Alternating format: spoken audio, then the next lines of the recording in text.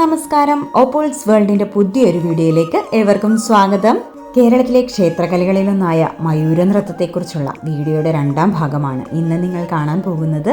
30 വർഷത്തിലേറെ കാലമായി മയൂര നൃത്തം കലാരംഗത്ത് പ്രവർത്തിക്കുന്ന കുമാരനെല്ലൂർ ഹരി മയൂര നൃത്ത കലാകാരൻ കുമാരനെല്ലൂർ മണിയുടെ മകനും ശിഷ്യനുമാണ്. മയൂര നൃത്തത്തെക്കുറിച്ചുള്ള വിശദമായ വിവരങ്ങൾ അദ്ദേഹം നമുക്ക് വേണ്ടി ഈ വീഡിയോയിലൂടെ പങ്കുവയ്ക്കുന്നതാണ്. നമുക്കിനി വീഡിയോയിലേക്ക് കടക്കാം.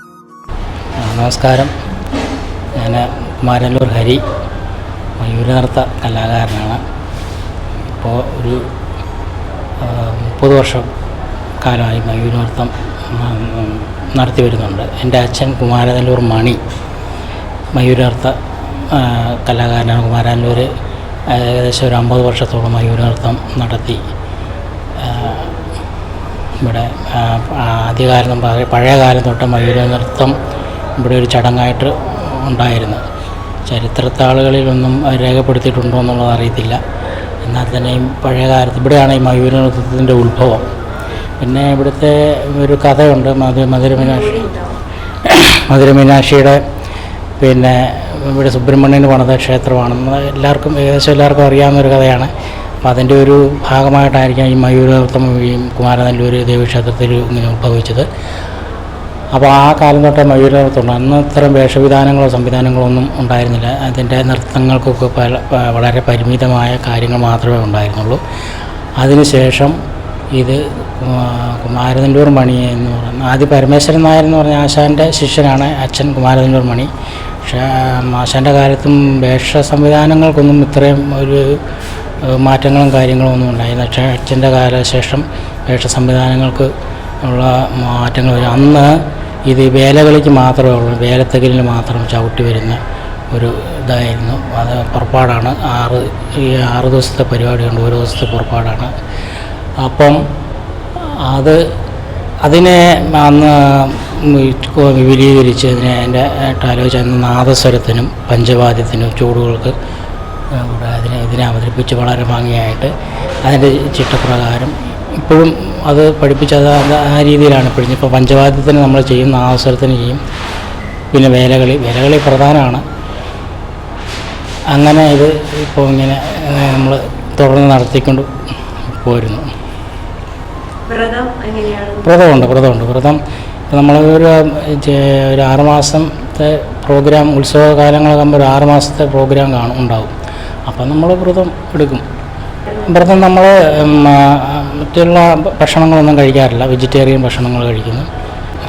വ്രതം എടുക്കുന്നത് നമ്മുടെ മനസ്സിൻ്റെ ഒരു ഇതും പിന്നെ ഭഗവാന്റെ ഒരു ചൈതന്യം നമുക്ക് വരണമെന്നുണ്ടെങ്കിൽ ആ വ്രതം എടുക്കണം. മിനിമം നമ്മളൊരു വേഷം ചെയ്യുമ്പോൾ ഒരു 45 കിലോയൊക്കെ വെയിറ്റ്, 50 കിലോ അടുത്തൊക്കെ ഇതിന് വെയിറ്റ് ഉണ്ട്. ഈ സാധനങ്ങൾ ഡ്രസ്സുകൾ ഇതിൻ്റെ ഉടുത്തുകെട്ടും കഥകളിയുടെ ഉടുത്തുകെട്ട് പോലെയൊക്കെ തന്നെയാണ് ഇതിൻ്റെ ഏകദേശം ഉടുത്തുകെട്ടും കാര്യങ്ങൾ. നമ്മളിപ്പോൾ ഇവിടെ ചെയ്യുന്നത് 6 ദിവസത്തെ പരിപാടി ഇവിടെ ഉണ്ട്.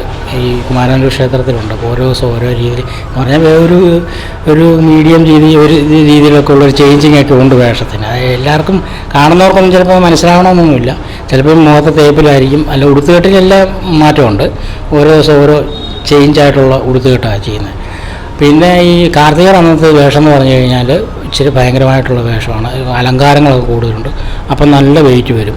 ഒരു 65-70 കിലോ ഒക്കെ ചിലപ്പം ഒന്നൊന്നിരിക്കും. പക്ഷേ നമ്മളത് ശരീരത്തിൻ്റെ പല ഭാഗത്തും ഇത് നമ്മൾ കെട്ടുന്നതുകൊണ്ട് അതിൻ്റെ വെയിറ്റ് അങ്ങനെ അറിയുന്നുണ്ടെങ്കിൽ പോലും ഭാരം അറിയാം എങ്കിൽ പോലും നമുക്കൊരു ഇത് കിട്ടുന്നുണ്ട്, അതിൻ്റെ ബാലൻസ്. അപ്പോൾ അങ്ങനെയുള്ള ഈ വേഷങ്ങൾ, ഈ അലങ്കാരങ്ങൾ കൂടുതലുള്ള വേഷങ്ങളൊക്കെ ചെയ്യുമ്പോൾ നമ്മളൊരു മാക്സിമം ഒരു 15 മിനിറ്റ് 20 മിനിറ്റൊക്കെ നിൽക്കാറുള്ളൂ. കാരണം അത്രേ പറ്റത്തുള്ളൂ അതിന്.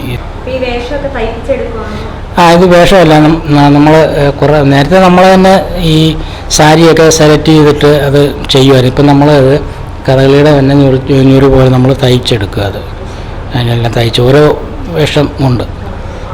വേലകളിക്ക് അതിൻ്റെ ചൂടുകളും കാര്യങ്ങളും, ആ ചൂടുകൾക്കൊപ്പം നമ്മൾ ചൂടുകൾ വെക്കുകയും പിന്നെ ഈ പുറപ്പാടാണെന്ന് പറഞ്ഞല്ലോ. അപ്പം വരുന്ന ഈ ഭഗവാൻ വേലകളിൽ നിന്ന് ഉദ്ദേശിക്കുന്നത് ഈ പടയാളികളാണ്. പടയാളികളുടെ പിന്നിലാണ് ഭഗവാൻ നിൽക്കുന്നത്. ആ ദേവിയുടെ സമീപത്തോട്ട് വരുമ്പം ഈ ദേവന്മാരെല്ലാം വന്നു നിൽക്കും സുബ്രഹ്മണ്യനെ കാണാനായിട്ടും അങ്ങനെ അസുരവധം കഴിഞ്ഞ് വരുന്നൊരു ഭാഗമായിട്ടും ഈ കഥയിൽ പറയുന്നുണ്ട്. അപ്പം ഈ ദേവന്മാരായ ഓരോ ദേവന്മാരെയും ഓരോ ദിക്കുകളിൽ കാണുന്നുണ്ട്, കണ്ട് അവരോട് സന്തോഷം പ്രകടിപ്പിക്കുന്നുണ്ട്. അങ്ങനെ കണ്ട് നമ്മുടെ ദേവിയുടെ നടയിൽ വരുമ്പോഴല്ല അവസാനമാണ് ദേവിയെ കാണുന്നത്. ദേവിയെ കാണുമ്പം അത്ഭുതമുണ്ട്, അങ്ങനെ പല ഭാവങ്ങളുണ്ട്, ആശ്ചര്യമുണ്ട്, സ്നേഹമുണ്ട്, അമ്മയുടെ സ്ഥാനമുണ്ട്, അങ്ങനെ പല ഭാവങ്ങൾ. എന്നിട്ട് അവിടെ നിന്നും നടനം ചെയ്യുന്ന സത്യത്തിൽ മയിലാണ് നൃത്തം ചെയ്യുന്നത്. മുരുകൻ മയിലിൻ്റെ പുറത്ത് വരുന്ന ഭാഗമായത്. പിന്നെ ആ സന്തോഷാഹ്ലാദത്തിൽ സുബ്രഹ്മണ്യൻ ചില ഭാവങ്ങളും കാര്യങ്ങളും, പിന്നെ ആസ്വാദകർക്ക് ഇത് ആസ്വദിക്കണമല്ലോ, ചുമ്മാ കറങ്ങിയിട്ട് കാര്യമില്ലല്ലോ. അപ്പോൾ അതിൻ്റെ രീതിയിലാണ് ചിട്ടപ്പെടുത്തിയിരുന്നത്.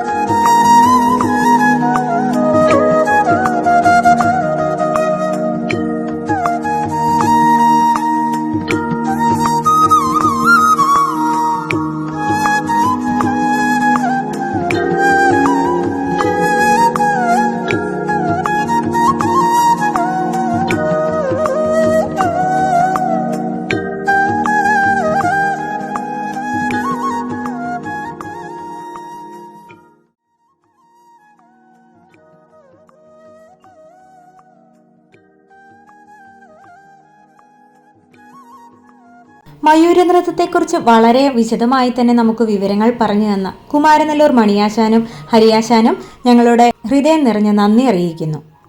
മയൂരനൃത്തത്തെക്കുറിച്ചുള്ള ഈ വീഡിയോ ഇവിടെ പൂർണ്ണമാവുകയാണ്. എല്ലാവർക്കും ഈ വീഡിയോ ഇഷ്ടപ്പെട്ടുവെങ്കിൽ ലൈക്ക് ചെയ്യുക, കമൻറ്റ് ചെയ്യുക, ഷെയർ ചെയ്യുക. അതുപോലെ നിങ്ങൾ ആദ്യമായിട്ടാണ് എൻ്റെ വീഡിയോ കാണുന്നതെങ്കിൽ സബ്സ്ക്രൈബ് ചെയ്യാൻ മറക്കരുത്. നന്ദി, നമസ്കാരം.